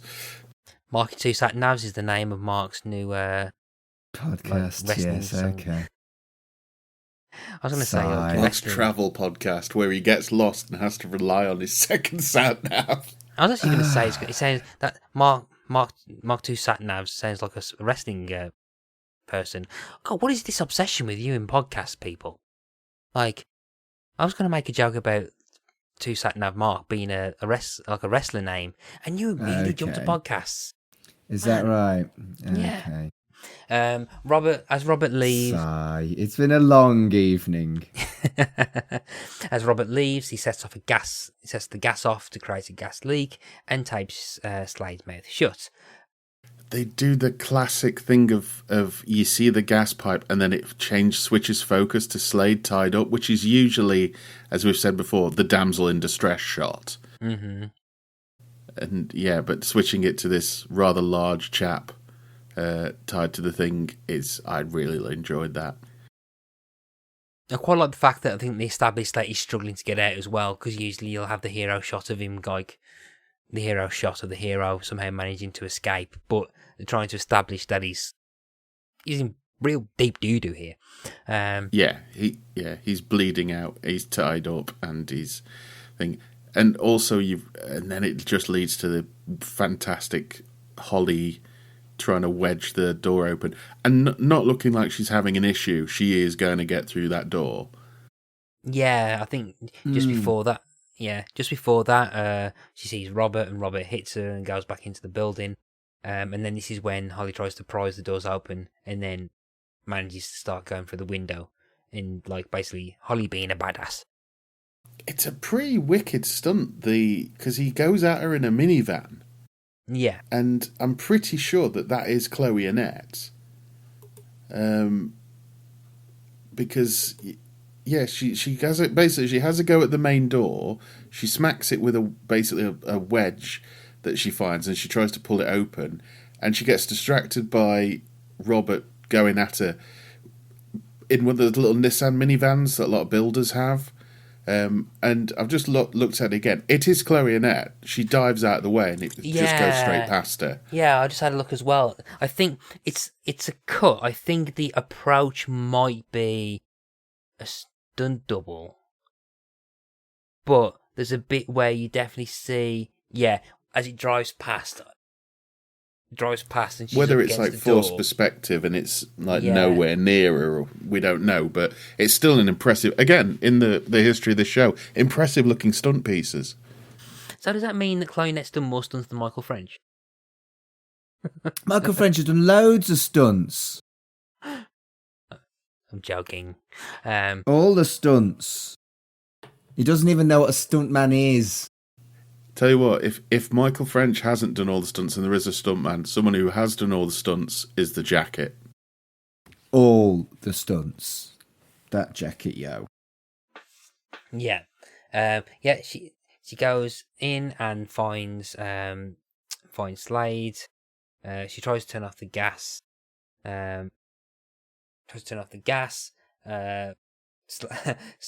Slade he's basically freed by Holly. There's a nice point where Ella goes, "He shot me." He goes, "Well, that's nice detective work, Slade." She's still angry. Yeah. I do like the fact that in this good, like, I don't know, 10 minutes of Holly being an absolute badass, she gets a bar of wood and prizes open a door and then prizes open a window. She smashes a bottle just without any sort of like thought to cut Slade free, and it still has time for a pithy quip. It's great. It is a role reversal in that she's the actual hero, but we've just not realised this whole time, and we've just followed the Jacket. Yeah, and I do like how it is basically that the hero is Holly for this entire episode. I think that's rare for the 90s that they would be as bold as that and make the female lead the hero rather than the sidekick, and I think it's great. And it was the 90s, Mark. It was all bold female leads and shotguns and bellendery and Channel 5. Anyway, they escape. So Holly grabs Slade and manages to get him out, and basically the building explodes after them. And I think it's probably stuntmen, but they got really close to that flame. It's again really good stunt, and I don't think that's what you'd have expected from the BBC at this point in time. Not for a homegrown detective. Again, I can imagine general viewers would think of this as a detective show that happens to have time travel in it. Even like you weren't getting this stunt work in Bergerac. Oh, Bergerac! Wow, wow, wow! I've never seen that either. Oh, you youngster! You need to watch some. Take Midsummer Murders and put it in Jersey. Yeah. I think I Jonathan Craig, I think, might be higher on my list of things I need to watch, I think. Get it watched. We'll do a podcast. No. As they escape, the watch beeps and they've got 1 hour left. They've lost a lot of blood. And as they're getting closer to the apartments, there's an interesting thing that Holly says, and that goes, once they've gotten into the other timeline, it would not have happened. So the gunshot will vanish. The language of that is interesting. Because I was trying to get my head around this, because that would make sense. But you obviously have moments where they're both in the same timeline. Yeah. No, but he's been healed before, hasn't he? When he got shot he the cut his first time. face. Yeah. Yeah, it's because the time, basically, it's erasing the timeline he's just been in behind him. So once you've come out of that timeline, it doesn't exist anymore. So him being shot never happened. You're right, there is a contradiction, because subsequently we've seen Holly do a couple of things like open the car in the episode where he was trapped in the boot. And if that's erased, then he never escaped from the boot. So it is a contradiction. But I kind of like the whole healing thing, because I would have really liked them to have gone further, and maybe Holly got killed and he had to carry her back and then she's resurrected. That kind of thing I think would have been really, really dramatic. So I can forgive the fact that it doesn't make sense, because there's lots of fun that could be had with it. True. I do like the line as well that we see there where he asks her how angry she is, and she said that she cares too much at the moment to be angry. Aww. Which is nice. They're gone bang. We're heading... Yeah, it's heading towards, the romantic figure. They're heading towards the romantic finale for the pair of them. She cares a lot, almost to the point where she's not angry. But obviously, as soon as he's back in the right timeline, she's going to be fucking furious. Yeah. But then, if it didn't happen, why would Holly have any memory of it? I'm not going to delve into it. It's like 11:15 at night. I'm not going to. As they get there, they see Morris outside. Holly says that she's going to distract him before Slade goes in, and it's revealed that it's Holly throwing the bin lids. So it's a nice twist where you're thinking, oh, it's going to be a time traveler. Technically, it's the present day, Holly. So and again, like. Morris looks around, can't see anything, and Holly is currently hidden behind somewhere which, if Morris had bothered to move, would be able to see her. But he was distracted by his car. Yeah. Slade passes a very confused Danny, and there's a nice exchange. Aren't you upstairs? And then Slade goes, I fell out the window. That was what I was talking about before. Yeah, it's finally somebody gives Danny a plausible reason why this has happened. That's why he's limping. And it works as well, because Slade's injured. So he feasibly could have fallen out the window and shot himself in the leg. Because he's got a gun. Does he use his gun in this episode? He doesn't, does he? No. No gun? No, well, no, he accidentally fires the sawn off, but so he makes it to the time machine, activates it, electrics all do the funky wonky thing, and Jeff Slade is back in normal time. Holly walks in, opens the door to find a smirking Slade with an okay leg. Then immediately Holly asks why he did it. Slade says because he wanted to know who did it. Then Holly tells him, is it because of the stuff he knew? And basically says, oh, is it so-and-so and so-and-so and so-and-so? Which Slade is slightly confused about. And Holly was saying, oh, no, she worked it out.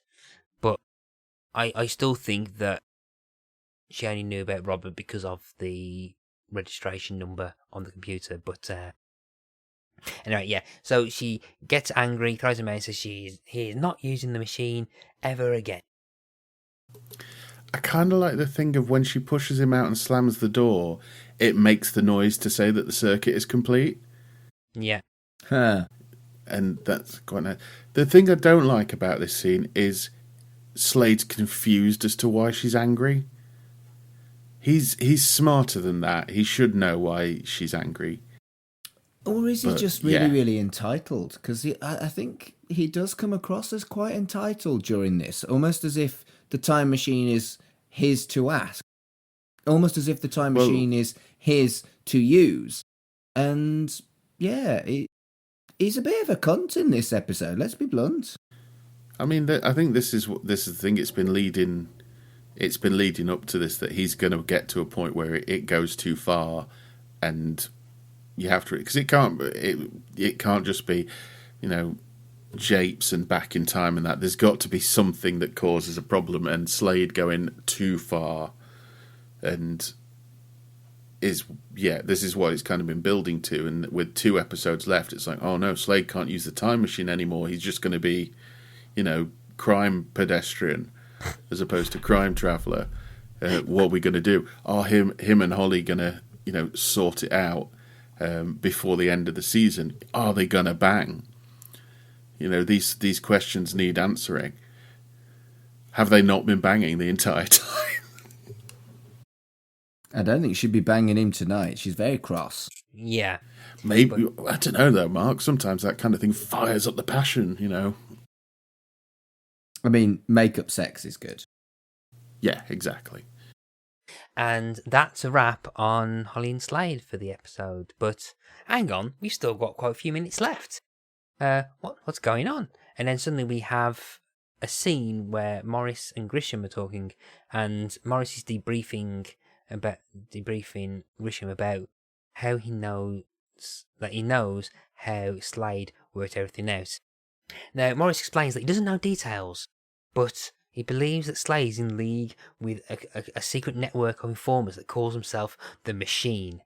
The Machine. All he knows, he thinks that the Machine is out in the city, and that Slade has to get to it. But then it knows that Holly is part of the Machine, and Morris has a couple of names, Kessler and Newton, and that they meet around Holly's flat. But he also believes that Slade has a double or a twin brother or something, that when Slade meets the Machine, the double stands in for him there. And then Grisham looks at him and goes, "Is that it?" And then Morris is like enthusiastic, saying, Yeah. And then Grisham goes, "Well, that's the biggest load of nonsense I've heard in 27 years. You are an idiot, Morris. An incompetent idiot." He's so happy once he's explained it as well. Yeah. He thinks he's proper nailed it. The funny thing is logistically, it is more plausible than they've got a time machine. Yeah. And I mean, bless him, as much as we've like mocked Morris, and he has come across as an idiot, considering that what he's seen, that is perhaps he has kind of connected the dots in a way that is logically sound. I think it's really cool that that's how it's done. He doesn't think that they've got a time machine, and for a normie, for someone who wouldn't even think about they've got a time machine, I think it's actually wrapped up rather nicely. It's just a bonus that the character that everyone loves to hate is humiliated in the process. Yeah. And then the episode kind of ends with Grisham telling Morris to not bother looking to Slade, and to have a lie down. And then Grisham ends with saying that she'll deal with Slade, and then the episode ends. Ooh. Now, we've seen the other episodes and we know what's going to happen, but I'd love it if by the end of the next episode, Grisham comes back to Morris and goes, "I think you're right, Morris. The Machine is out there. Fight the Machine." Yeah. That could have Slade's been quite double. a fun plot, actually. See, Let's get the show brought back. Let's write season 2 of Crime Traveller. Oh dear, let's not. I used to write virtual continuations of shows, Isn't that how you met Tony Black? Yeah. Give me a few months. I won't write the script. So I never got round to writing anything. I'll plot out a second series of Crime Traveller. Tony Black does sound like a baddie that would turn up in Crime Traveller. But I think again, as we're talking about, particularly with like last episode where it seems to be setting up stuff. So you've got Jack Slade, kind of like being interested and perhaps easily opening to come back. What we have here is that you have the comedy side character, like look at something and getting not close, but seeing enough to raise suspicions.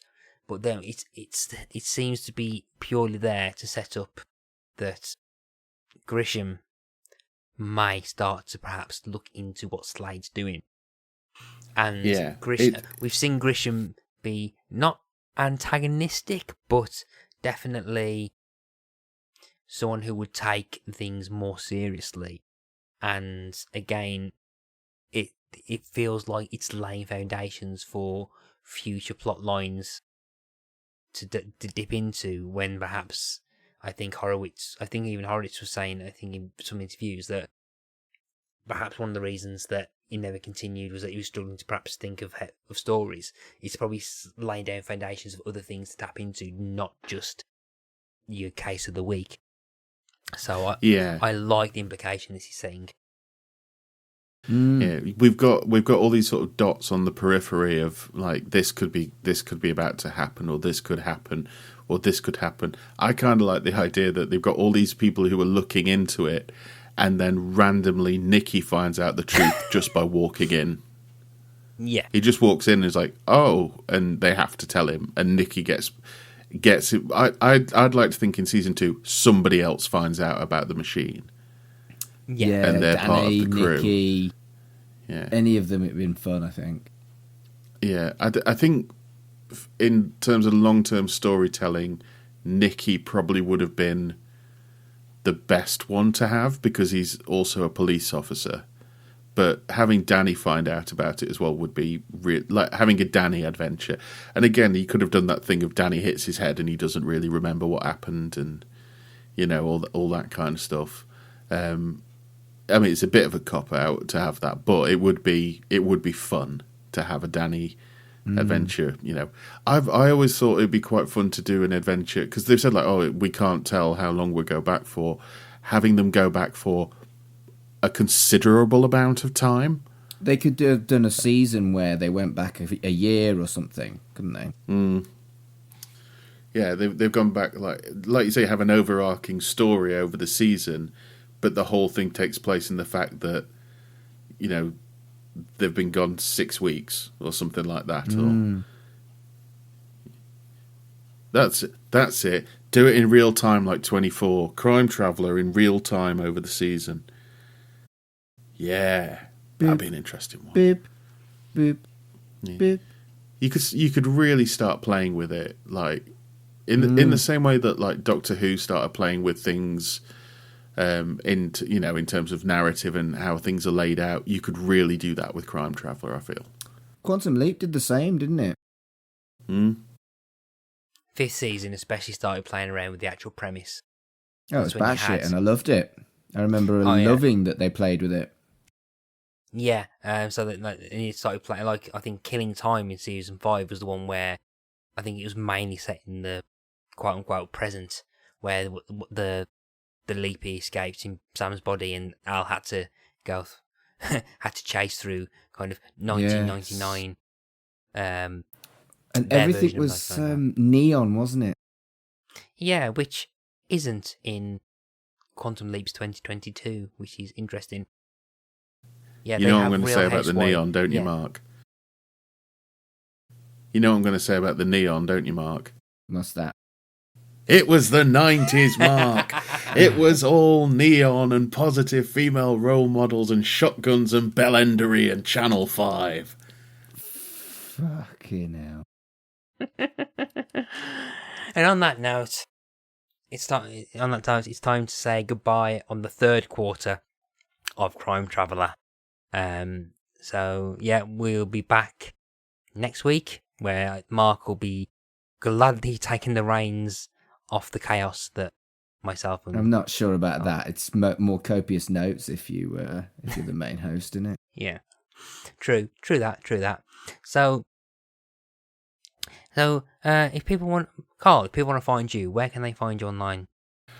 They can find me at allmylinks.com/Mr. Carl, and it's the unabbreviated Mr., where I will hopefully have put up a load of old content, and I've also got a few ideas on the periphery for new content as well, so hopefully there'll be something around by the time that this goes out. And Mark, where can people find you? If you're looking for me, it's at MarkAdamsHC on Twitter and Instagram. My Instagram is very, very kind of celebrant job focused. My Twitter, I mix it up a bit and I put a bit of wrestling on there. I put a bit of podcasting on there. I put a bit of left-wing politics on there. And I put some celebrant stuff on as well. Cool, and you can find me on Facebook, Instagram and Twitter under Picky Disc, which is about my podcast where I talk to people about music, blah, blah, blah, blah, blah, blah. If you listen to previous episodes, you'll know the spiel by now. I've also got a kind of, at the time recording, still relatively new podcast. Well, it's relatively new. There was one episode and a 2-year gap in between, where I talk about interactive fiction and adventure games called Ask Us About Loom. And I'm also involved in the No Book Club Yellow Jackets podcast with Kurt. So, yeah, you can find them on wherever you look at podcasts. As Colin says, you're listening to a podcast, you should know where to find them. So, with that, that's all that's left to say is... It was the 90s, Mark. It was all damn it, Slade.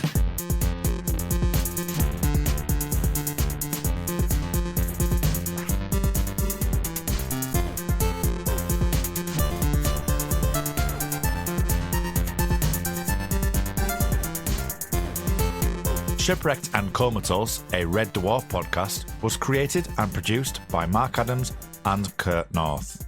You can find us on Twitter at Red Dwarf Pod, and we are part of the We Made This Podcast network, which can be found online at wemadethispod.com or on Twitter at wemadethispod.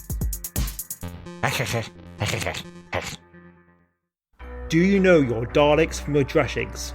Or your Zygons from your Zagreus? Do you know what the TARDIS stands for? And do you know which Doctor Who stories featured Kevin Grimlock, the cyborg T-Rex that became the Doctor's companion? Then this is a Doctor Who podcast for you. I'm Baz Green, and each fortnight I chat to my son Ben. Hello. And the occasional guest as we cover 60 years of Doctor Who on TV, Big Finish and more. And I did really enjoy that one. Except that wasn't really actual pirates, it was Badger pirates in space, but it was still piratey. Badger pirates in space? Yes. But I am willing to make an exception for pirates this episode.